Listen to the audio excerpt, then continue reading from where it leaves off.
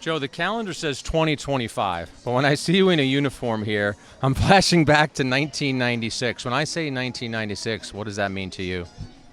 Well, I remember because it would have already taken place by now, but my first meeting with the whole squad, you don't give your A stuff to the pitchers and catchers. And I was just very nervous because I know how important that meeting is, and I wanted to say something that, would be digested. But it was exciting for me. My brother Frank, may his soul rest in peace, when, I accepted coming over here, he says, "Are you crazy? You realize how many managers this guy has had and fired?" I said, "Well, I've been fired 3 times, so it's nothing I hadn't experienced before." But I just felt it was an opportunity to work for an owner that wanted so badly to win. Joe, 4 World Series in 5 years. I'm not sure we'll ever see that again in baseball. I know you could give an answer that would last an hour, but what was it about those teams that made them so special?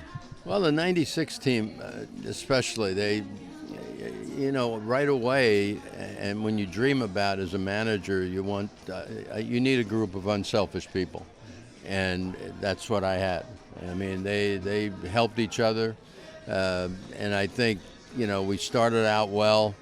I remember George saying to me, when we had a short lead early on, he says, "I don't know how you're doing it. You're doing it with mirrors," because, we did it with Girardi safety squeezing a lot, and then I think at the All-Star break was a big break for us because we wound up with Strawberry and Big Daddy, and I think that gave us the thump that really put us over the top.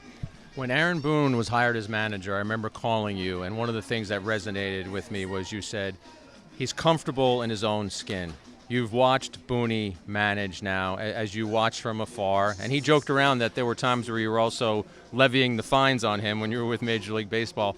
What have you liked about Aaron's managerial style? When I see him go nuts with the umpires, there's also a video on YouTube that's traveling around with my obnoxiousness, and I sort of felt what he felt, but still had to slap him down. But the thing is, to me, when I think of Booney, I just think of his family.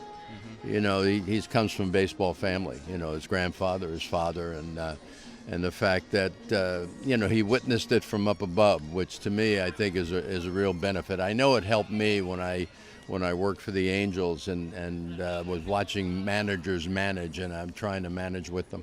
You've had a lot of titles attached to you. World Champion is a very nice title to have attached to you, but more than a decade ago, the Hall of Fame. How much does it still hit you that if someone introduces you, it's Hall of Famer Joe Torre? It's something, Jack, that I never gave a lot of thought to because it was something I had no control over. I just did what I could do, and for other people to decide how good it was. But I don't think it really struck me. I remember hanging up on Jane Clark when she called to tell me I was in the Hall of Fame, because it was like, I think it was 6 o'clock in the morning or 7 o'clock in the morning. She called me in Florida.